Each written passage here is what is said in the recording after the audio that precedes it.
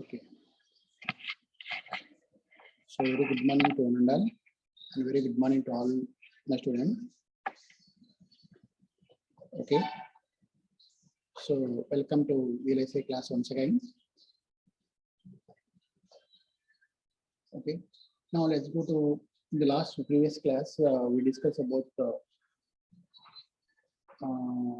delay unit, right? We discussed about the delay unit and also how to measure or how to calculate inverter pair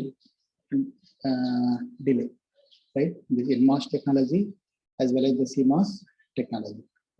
So now in this class, we are going to estimate the CMOS inverter delay once again. Okay, the estimation of the formal estimation of CMOS inverter delay. Okay, so just observe here, right? So the formal estimation of CMOS inverter delay. So as we know that at the output you're having so in the inverter CMOS inverter circuits are this NMOS inverter circuit. Basically, we are having the output a complex load. Okay, the complex load. That means the output is not a resistive. Okay, the output is not a resistive. So we can consider the complex load. That is nothing but the input impedance of the next stage is nothing but the output impedance of the input capacitance. Input capacitance of the next stage is nothing but the output capacitance of the output load of the first stage. Okay, so the output capacitance of the first stage. So this output capacitance is like a complex load. So therefore, we can analyze the behavior of this. What is the behavior of the delay? Okay, so let us assume that now in this case, we know that first we can consider because the charging and discharging of this capacitor. Okay, so the charging and discharging of this capacitor, we are having the rise time and fall time. We will exist a rise time and a fall time. So that rise time and fall time we can estimate in this analysis. Okay, how to estimate the rise time and fall time of the CMOS inverter, right? Now let's assume that first let us consider the rise time estimation. Okay, rise time estimation. That means the rise time indicates that not for the input, but we have to consider the output. Rise time, output signal will rises towards the VDD. When the output voltage rises towards the VDD, when the pull down transistor is off and pull up transistor is in on condition. Okay, so therefore, when the pull down transistor is off, when pull up transistor is on, so at what that is the main thing. At what input voltage this pull down transistor is off and the pull up transistor is on. So assume that when the input changes from high to low, when the input changes from high to low, so this transistor, the pull down transistor is off condition. Okay, the input initially rises VGS, so it rises from towards the zero level, so the transistor bit turns off and this transistor is turns on. Okay, now here we are assuming that with the p-type transistor, so what in this case we are assuming that when the p-type transistor stays in a saturation for entire charging period of this capacitor. Okay, so because the capacitor charges to the value of VDD when this transistor is turns on, so therefore for entire charging period of this capacitor, this transistor is always operating in the saturation region. Okay, this operating in the saturation region. That's why we are going to represent this transistor as a current source. Okay, so this is basically a current. So the pull-up transistor is current source now in this case. So therefore, and we know the equation of a drain current in the saturation. Okay, equation of the drain current in the saturation of the field effect transistor will be p-type or n-type. Okay, so in the saturation, what is the current? So because the p-type, this is the p-type transistor is in saturation. So therefore, we are having the formula beta p divided by 2 into VGS minus VT whole square. Okay, that is the case. So now here P is the P-type transistor. So beta P into VGS minus VTP, because this is the threshold voltage of the P-type transistor, and we are taking the magnitude because the P-type transistor threshold voltage is negative. Okay, so therefore we are taking the magnitude whole square. Okay, so that's why this is the equation of a drain current when the transistor is entering into saturation region. Okay, where VGS is the gate to source voltage, VTP is the threshold voltage of the transistor, and beta is the technology dependent, whose value is depends on Kp into Wp by Lp. Okay, beta P.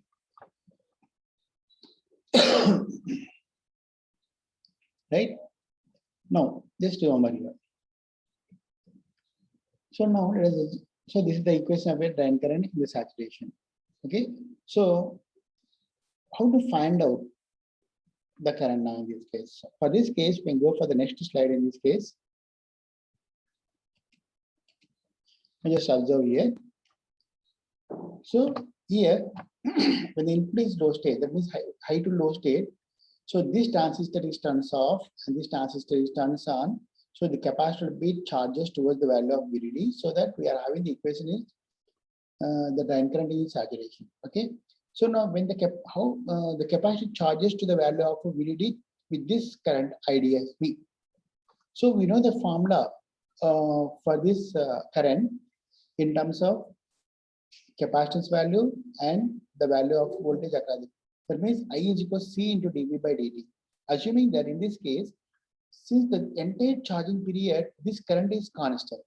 Okay, this current is because the transistor in saturation, the current is always constant, so that we can consider that I is equal to C into output voltage divided by the amount of time taken. Okay, V out by T, dV by dt, C dV by dt. So dV is the constant when the transistor is not when the current is not changing, so that we can consider dV by just V by T. So where V is the output voltage divided by T. Okay, where output voltage similarly divided by T. So that I is equal to C into V out by T. So from this equation, we are assuming that V out is equals the current IDSP into T divided by capacitance CL. This capacitor charges to the value of VDD. So capacitor CL. So, and as you know that the IDSP, there is the current, the transistor is in saturation for this input voltage. So we are having Vp by 2, okay, Vp by 2, VGS minus VTP, magnitude of VTP whole square, because the transistor is in saturation, right? Since the transistor is in saturation, we are having this is the now substitute now in this case. So substituting this equation in this equation. Okay, we are going to substitute that equation in this equation. Okay, this equation in this equation. So therefore, V out is equals just substituting. Okay, IDSP into T divided by CL. IDSP can be replaced by here. Bp by 2 CL into T, VGS minus VTP magnitude whole square. Okay, this is the equation. Now rearranging this equation here, Bp by 2 CL, VGS minus magnitude of VTP whole square into this T is here.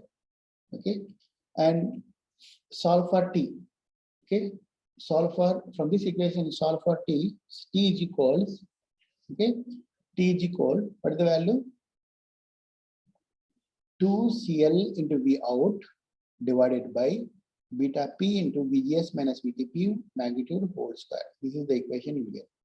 Okay, so this is T, the equation of the T. Now, as you know that when the transistor output voltage is changes from 0 to 2 and charges to the capacitor charges to VDD with the exponential form, because you are having a time RC time constant here. Okay, that means the input voltage, when the input voltage changes, suddenly changes, the output voltage takes some time to respond to that input voltage. So therefore, it depends upon the time constants of the system. So therefore, the capacitor voltage slowly rises like this and reaches the magnitude of VDP. Okay. So therefore, at some few time constant, so this voltage reaches the maximum value, but at one time constant, you are having the voltage is equal to 0.63 times the value of maximum voltage, okay, VDD. So therefore, after 5 time constant, there is 90%. Rise time is nothing but the signal is vary from 10% to its 90% of its final voltage. Okay, the signal vary from rises. What is the rise time? Basically, the time at which the output voltage or output signal vary from 10% of its final voltage to the 90% of its final voltage. So that voltage you can consider as a rise time. Okay, so therefore, assuming that 10% is very less value compared to the zero, higher value, just very nearer to zero. So we can take the zero level. So 90% of its final voltage is here. So this voltage minus this voltage is nothing but the rise time of the transistor. This is the rise time. Okay. So this rise time is equal to, that means here, approximately equals to the value of VDD. So at T is equals to TR. At T is equals to TR, you will get a maximum voltage, that is maximum voltage across the capacitor, that is equals to the value of VDD. So we are going to substitute at T is equals to TR. Okay, at T is equals to TR, output voltage is approximately equals to VDD. Okay, output voltage approximately equals to VDD. So substituting this equation in the above, in this equation. So T replaced by TR, and Vout replaced by VDD. So therefore, TR is equal to CL into VDD by BP into VDD minus VDP magnitude whole square. This square is not here. Strike off this one and place the square 2 here. Okay, VDD whole square. Next, substituting all these values at T is equals to, so at T is equals to, means substituting threshold voltage of the P-type transistor. So magnitude of, actually the threshold voltage of the P-type transistor is negative. So therefore, we are assuming that it is equals to 0.2 times the value of VDD. So therefore, magnitude of VDP is equal to 0.2 times the value of VDD, substituting here. Okay. So just substituting this equation here, in this equation, what you will get?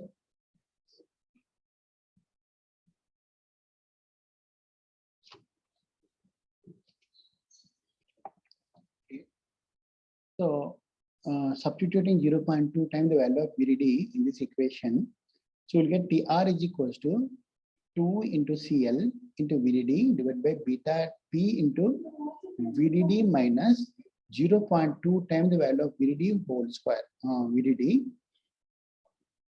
and this value is equals to whole square here. Not clear.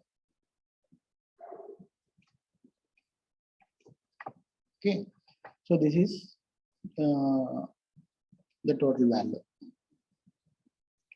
Now that is equals to substituting all these values, 2 CL VDD, and this is VDD square, and this becomes 0.04 VDD minus, so this total is equals to beta P into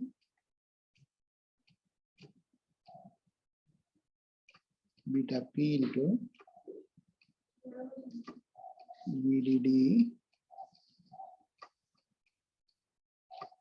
minus 0.04 VDD square. 0. VDD whole square. Right. So you finding these all these values, VDD minus 0. Is nothing but approximately it is equal to 0.996, I think. Okay, 0.996. So dividing all these values approximately, you get 2.83 times the value of the CL by beta P into VDD. So it is approximately equals to 3 times the value of CL divided by beta P into VDD. Okay, we'll get this value, right? So now, substituting all these values, you'll get this equation. Rise time is equals to 3 times CL divided by beta P into VDD, right?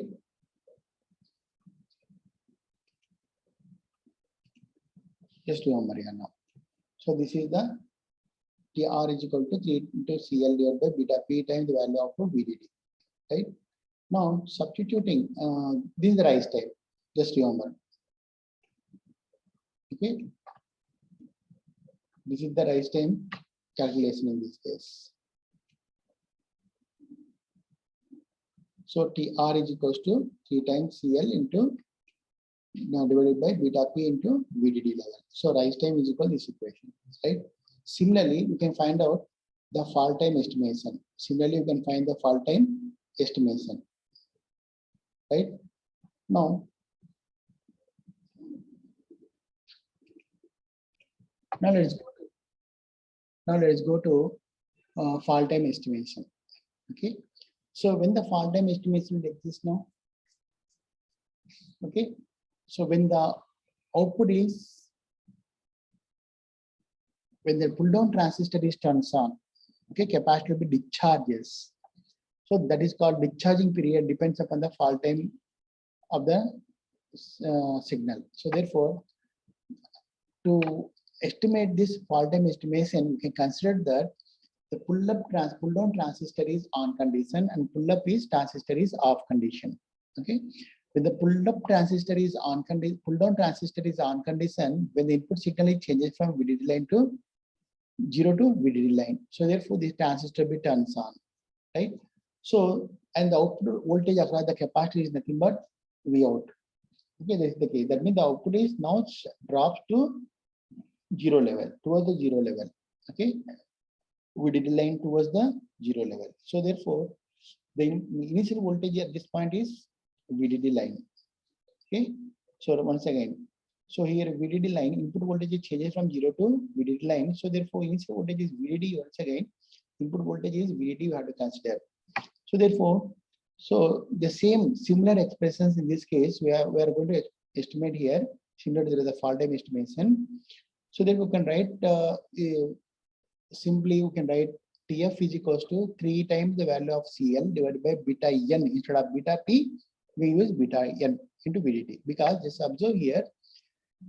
So in the previous case, input signal changes from 1 to 0. So initial voltage we can consider VDD. Okay, so the transistor input voltage is VDD. Here also the initial voltage is changing from high to low. So we can consider that the output voltage, input voltage is again here also VDD. So by substituting all these values at T is equal to tau R, the output voltage is again, we are going to substitute the same. VDD is equal to, Vout is equals to VDD. So again, we can substitute all these things in this case, get beta N into VDD. Okay, so TF is equals to 3 times the value of CL, 3 times the value of CL into beta N by VDD you will get at this point, right? The same expression, same thing you can write, you will get the answer. TF is equal to 3 times CL by beta times the value of VDD approximately. Now from this about discussion, so TF is, we know the TF is equal to 3 times the value of CL divided by beta P into VDD. Similarly, TF is equal to 3 times the value of CL divided by beta N into VDD. So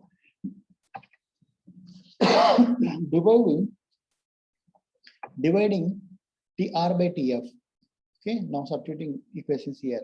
Okay, these equations can be reduced like this. TR by TF is equals to 3 into CL divided by beta P into VDD into beta N into VDD by 3 into CL. Substituting all these things here. So we'll get TF by TR is equals to beta N by beta P.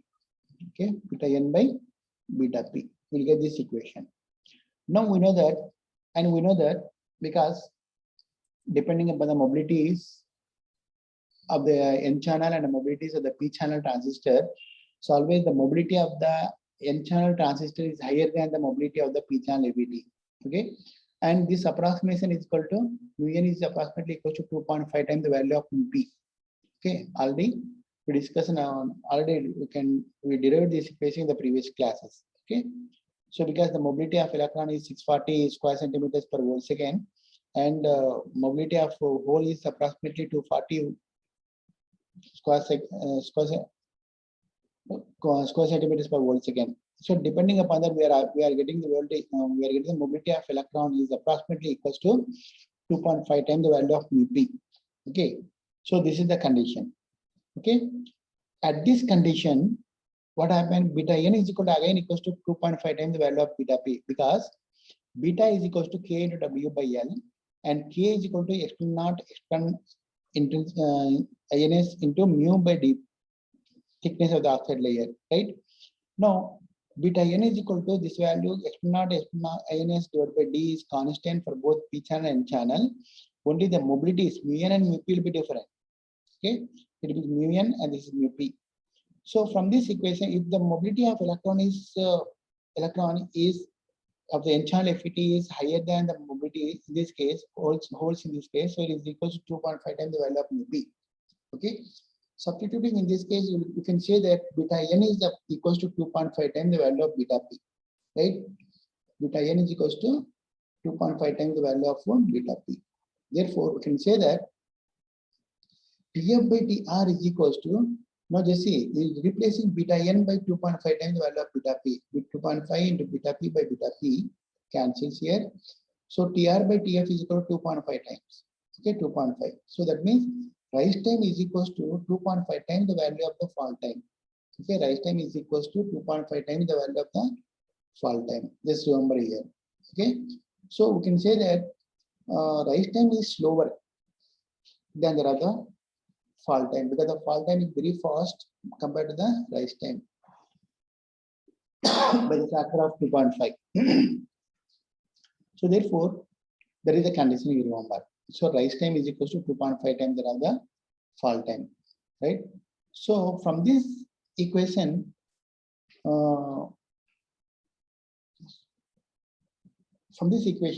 we can analyze that we are assuming that in this case, for minimum size transistor, remember,